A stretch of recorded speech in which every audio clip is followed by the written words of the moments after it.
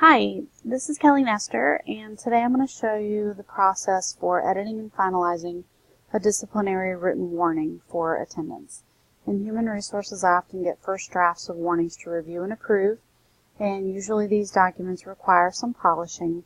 Also, I use a few specific edits and just little personal preferences on the document, so that just things I always do, so that I know later on whether or not it is a document that I have reviewed and approved. So let's get started with this basic attendance written warning. Most of the verbiage on this is already pre-filled because it's a template. So we have the policy for attendance up here, and then we have some expectations about attendance, some verbiage around consequences if there are further attendance issues, and some language around incentive eligibility. So we're going to tweak some of these things as we go, but let's go up to the top here. And it looks like our employee Stacy was addressed for attendance on March 20th, and these are the absences she's had since then, and that is quite a list. But that's another discussion entirely. So I'm going to highlight by clicking and dragging all of these lines, and I'm going to make these bullet points just to make them a little more polished. And I'm going to use my decrease indent button to just kind of bump those back to the left a little bit. And then down here, I'm going to use my cursor and hit enter because that starts a new paragraph, so we'll just bump that down to the next page. And this is a list of the tardies that she has incurred since March. Again, quite a nice long list, so we will bullet point those using our bullet button on the menu. And I need to check and see if these align with the list on the first page. And no, it doesn't, so I'll bump those back by using my decrease indent button. And now the two lists are aligned, so that's nice and neat.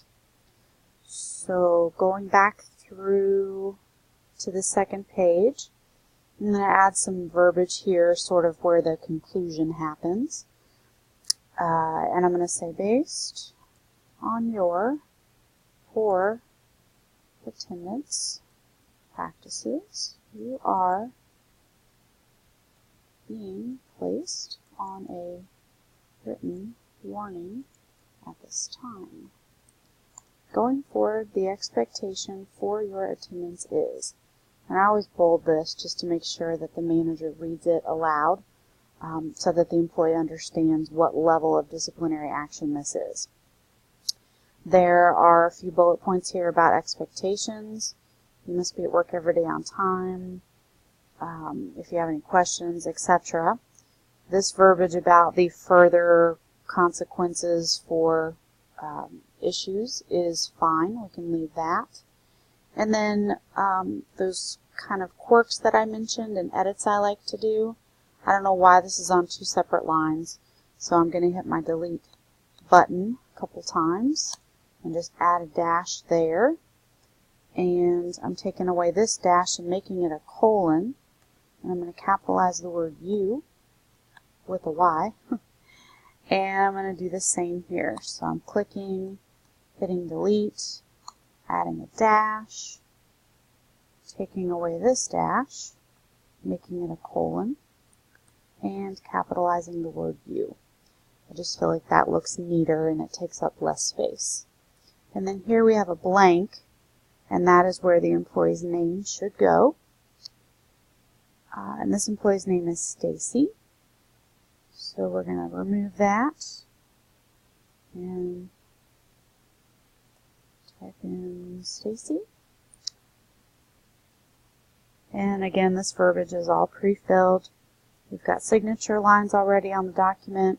And then the last thing that I like to do is take this signed copies line and just make that a 9-point font because it's not a key part of the sentence or verbiage.